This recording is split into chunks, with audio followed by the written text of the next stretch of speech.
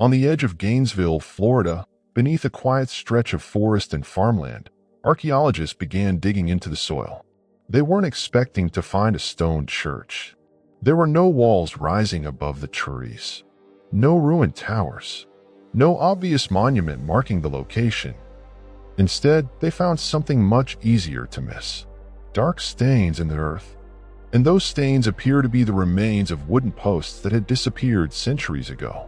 The deeper the archaeologists looked, the more convincing the pattern became.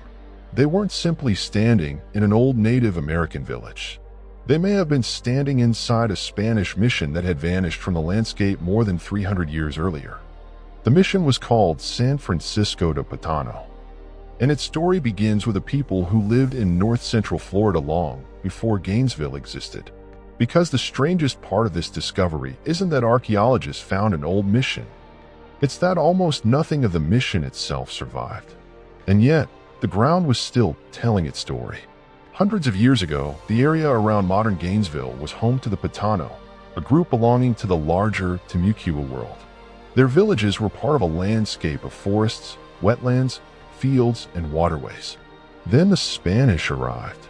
Beginning in the 16th century, Spain established a network of Catholic missions across Florida. These missions weren't simply churches. They were part of a much larger system. Spanish authorities wanted to expand their influence. Franciscan missionaries wanted to convert indigenous communities to Christianity, and the colony depended heavily on Native American communities for food, labor, and other resources. At its height, Spanish Florida contained more than 100 Catholic missions. San Francisco de Patano became one of them. Historical records indicate that the mission was established in the early 17th century, with the Florida Museum identifying its founding as 1606. The Patano community already existed. The Spanish mission was built into that indigenous landscape, and that distinction matters, because this wasn't simply a Spanish settlement dropped into an empty wilderness. It was a place where two cultures were forced into an increasingly complicated relationship: Spanish friars, Patano families, Catholic rituals, indigenous traditions, European objects, native-made pottery, all occupying the same landscape. For generations, people lived here, and then eventually they left. For archaeologists, there was a problem. Historical documents could tell them that San Francisco de Patano existed. They could describe the mission and its role. But documents could not point to a surviving church and say, "There it is." The buildings had been made largely from wood. And in Florida's warm, humid environment, wood doesn't remain standing for centuries. It rots. It disappears. The landscape slowly grows over it. A building that once had walls, doors, and a roof can eventually leave almost nothing behind, except the soil. And that is exactly where archaeologists began looking. The site had actually been identified decades earlier. In 1956, students excavated remnants of the mission area. Additional work followed in the 1960s, and later archaeological surveys helped define the site. But there was still a major unanswered question. Where were the actual Spanish mission structures? The artifacts were there. The history was there. But the buildings themselves seemed to have vanished. Then archaeologists returned with a different approach. Instead of immediately digging huge trenches across the landscape, researchers first surveyed the area systematically. They used shovel tests arranged on a grid. Small holes, carefully measured locations, every artifact recorded, every change in the soil examined. The purpose was to understand where people had lived, worked, and discarded objects, and the results began revealing concentrations of material. There were fragments of pottery, animal bones, charcoal, glass beads, tools, objects associated with both indigenous people and Spanish colonists. Some pits contained food remains and charcoal, suggesting cooking and food preparation. At first, this evidence pointed strongly toward the Patano village, and that was important. But it wasn't the main target. The archaeologists wanted evidence of the mission itself, so they reconsidered where they were digging. And that's when the ground began to change. Underneath the surface were subtle marks, Not walls, not foundations, not stone, just areas of soil that looked different from the surrounding earth. They were the remnants of posts, wooden posts that had rotted away long ago. The wood was gone, but the holes it had occupied remained visible in the soil. And some of these stains were enormous, approximately 30 to 50 centimeters across, much larger than the posts normally associated with indigenous houses at the site. That difference was crucial, because the archaeologists weren't just finding evidence that people had lived there.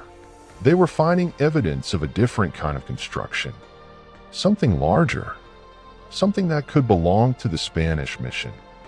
But archaeology rarely gives you a complete answer in one moment. A post hole doesn't come with a label. It doesn't say, "This was the church." It only gives archaeologists a clue. The large post stains could have belonged to several mission buildings.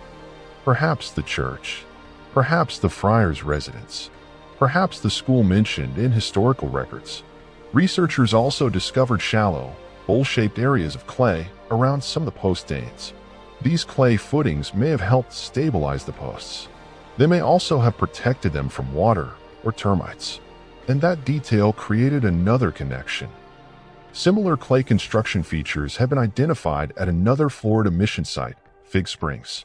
Suddenly, individual marks in the ground are becoming part of a larger architectural pattern. Then came another clue: double post construction. In several locations, archaeologists found evidence suggesting that posts had been placed side by side. There are at least two possible explanations. The structure might have been designed with paired posts for additional strength, or a damaged post may have been replaced by another. Either way, the evidence suggested that these were not random holes. They belonged to organized construction. A structure had once stood there, and it had been substantial enough to leave a pattern centuries after the building itself disappeared. But there was still one question. How could archaeologists be sure this was San Francisco de Patano? This is where the pottery became important. Archaeologists don't simply collect old objects. They use them to build timelines. A broken ceramic fragment can sometimes tell researchers when a place was occupied, where an object came from, and how people interacted with distant trade networks. At San Francisco de Patano, researchers found several types of pottery dating to the middle of the 17th century. Among them was Mexican majolica, a type of glazed earthenware associated with Spanish colonial trade. Some examples post-dated 1650. That mattered because the mission had a complicated history. It wasn't occupied continuously. In 1656, the mission was abandoned during the Timucua Rebellion. The Spanish and their Native American allies fled toward the relative security of St. Augustine. For a place that had been part of the Spanish colonial system for decades, the mission suddenly became empty. But the story didn't end there. The Spanish later returned. The mission was re-established a few years afterward. So archaeologists were looking for evidence that could distinguish this site from earlier or nearby mission locations. The combination of historical records, the location, the architectural remains, and the later pottery strengthened the case. The ground wasn't simply showing an old village. It was showing the physical remains of San Francisco de Patano.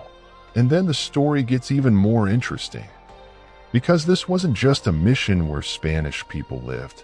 Most of the people connected to the site were indigenous. The archaeological record makes that very clear.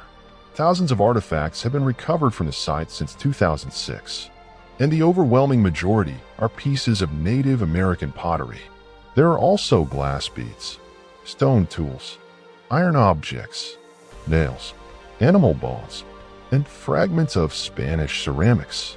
In 2026, students working through a University of Florida archaeology field course even uncovered a rare intact pottery vessel at the mission site. That discovery was unusual because most pottery found during archaeological excavation is broken. A vessel that survives underground for centuries without being destroyed by pressure, shifting soil, agriculture, or later disturbance is exceptionally rare. But the intact pot raised a fascinating question. Why was it still there? If it had simply been discarded as broken trash, why had it survived? Was it deliberately placed? Was it buried? Was it lost? The answer isn't known yet, and that's one of the most important things about archaeology. Sometimes the discovery doesn't end the mystery. It creates a better one. The objects also reveal something that historical documents often don't. They show what ordinary life may have looked like. Food was being prepared. Pottery was being made and used. People were trading. Animals were being butchered and eaten. Spanish goods were entering an indigenous community. Native people were interacting with a colonial system that was changing their lives. And religion was becoming part of that world. Researchers have found small religious objects, including beads and medallions associated with Catholic practices. But this wasn't simply a story of Europeans arriving and indigenous people disappearing. The reality was more complicated. Native communities adapted. They negotiated. They resisted. They participated in the mission system. And sometimes they were caught in conflicts they did not control. The archaeology helps researchers move beyond the Spanish documents and ask a different question. What was life actually like for the people who live here? That may be the most important reason this site matters. Because the old Spanish records tell one story, archaeology can tell another.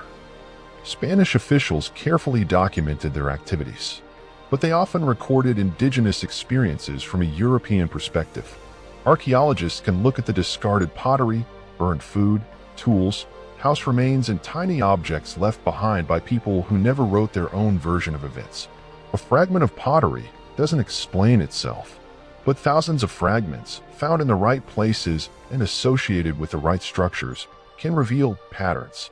Where people cooked, where they lived, what they traded, what they wore, and how their lives changed over time. That makes San Francisco de Patano much more than a lost Spanish mission. It becomes a record of cultural collision and adaptation, a place where Spanish colonial ambitions met an established indigenous society, and where both sides left traces beneath the same soil. There is another reason the discovery is so easy to overlook. Imagine standing at the site today. You might see trees, fields, ordinary Florida landscape, nothing that immediately announces a 400-year-old mission is underneath you. That's what makes archaeological sites like this so strange. The modern landscape can completely erase the visual memory of the past. A church disappears. A house disappears. A village disappears. The people who built them disappear. And eventually, generations grow up without knowing exactly where those places were. But the evidence hasn't necessarily vanished. Sometimes it has simply moved underground.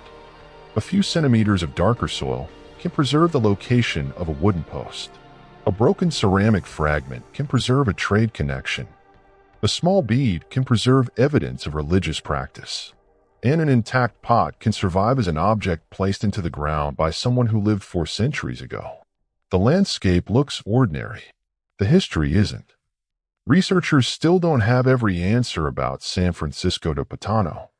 They are still working to reconstruct the layout of the mission. A typical Spanish mission with a resident friar could include a church, a friar's residence, a kitchen, a plaza, and the surrounding Native American community. But exactly how those structures were arranged at San Francisco de Patano remains an active archaeological question. And that uncertainty is important. Because the goal isn't to force the evidence into a perfect story. It's to let the evidence gradually reveal the story. One post hole at a time. One pottery fragment at a time. One burned bone. One bead. One piece of metal. One layer of soil. The mission disappeared. But the evidence didn't completely disappear with it. In 1706, the Patano people and Spanish missionaries abandoned San Francisco de Patano. This time, the departure was connected to a much wider collapse of the Spanish mission system in the region and pressure from conflict and slave raiding. People packed what they could, and they left behind objects that, at the time, probably seemed replaceable. Cooking vessels, pottery, tools, food remains, small religious objects, things that didn't seem worth carrying when survival mattered more. For the people leaving, it was an ending. For archaeologists centuries later, those discarded objects became the beginning of a new investigation. And that's the strange circle of archaeology. Something that meant almost nothing to someone in 1706 can become priceless evidence in 2026. A broken pot becomes a timestamp. A stain in the soil becomes a vanished wall. A tiny bead becomes evidence of a belief system. And an ordinary field becomes a map of a world that no longer exists. So when archaeologists dug near Gainesville, they didn't uncover a spectacular stone ruin. They uncovered something much more fragile. The outline of a building that had disappeared. The remains of a community that had been displaced. And evidence of a period when Spanish missionaries and indigenous people were trying, resisting, and sometimes being forced to live within the same colonial system.